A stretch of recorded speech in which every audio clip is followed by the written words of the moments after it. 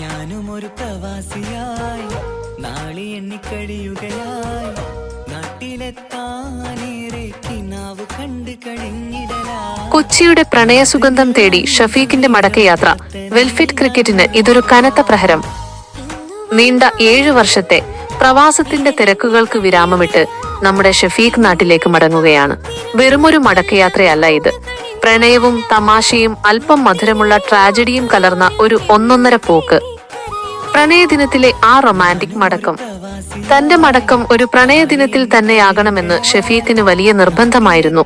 കാരണം മറ്റൊന്നുമല്ല, കൊച്ചിയിലെ ഓരോ മണൽത്തരിയിലും ഷഫീഖിന്റെ പ്രണയത്തിന്റെ സുഗന്ധമുണ്ട്.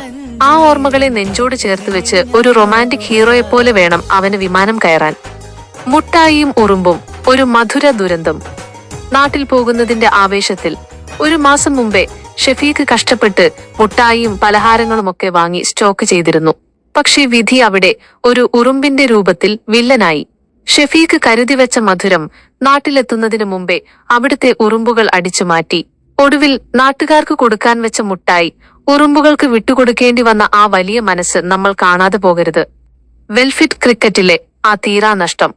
ഷഫീഖ് പടിയിറങ്ങുമ്പോൾ ഏറ്റവും കൂടുതൽ നെഞ്ചുപിടയുന്നത് വെൽഫിറ്റ് ക്രിക്കറ്റ് ടീമിനാണ്. മൈതാനത്തെ ആ പവർ ഹിറ്റിംഗും ടീമിന് പകർന്നു നൽകിയ ആവേശവും ഇനി ആര് പകരം വെക്കും? ഷഫീഖിന്റെ അഭാവം ടീമിന് ഒരു വലിയ നഷ്ടം തന്നെയാണ്. റേഷൻ കാർഡിലെ പേര് സംരക്ഷിക്കാൻ ഇത്രയൊക്കെ സെന്റിമെന്റ്സ് ഉണ്ടെങ്കിലും ഷഫീഖിനെ പെട്ടെന്ന് നാട്ടിലെത്തിക്കുന്ന ആ പ്രധാന കാരണം മറ്റൊന്നുമല്ല. ഇനിയും നാട്ടിലെത്തിയില്ലെങ്കിൽ റേഷൻ കാർഡിൽ നിന്ന് പേര് വെട്ടിപ്പോകുമോ എന്ന ആ വലിയ ഭീതിയിലാണ് പുള്ളി. തന്റെ പൗരത്വം സംരക്ഷിക്കാനുള്ള ആ നെട്ടോട്ടം കൂടിയാണ് ഈ മടക്കയാത്ര. പ്രണയത്തിന്റെ സുഗന്ധവും ഉറുമ്പ് തിന്ന മുട്ടായിയുടെ ഓർമ്മകളുമായി നാട്ടിലേക്ക് പറക്കുന്ന ഷഫീഖിന് എല്ലാവിധ മംഗളങ്ങളും നേരുന്നു. നാട്ടിലെ റേഷൻ കാർഡിൽ ഇനി സുരക്ഷിതനായി വാഴാം.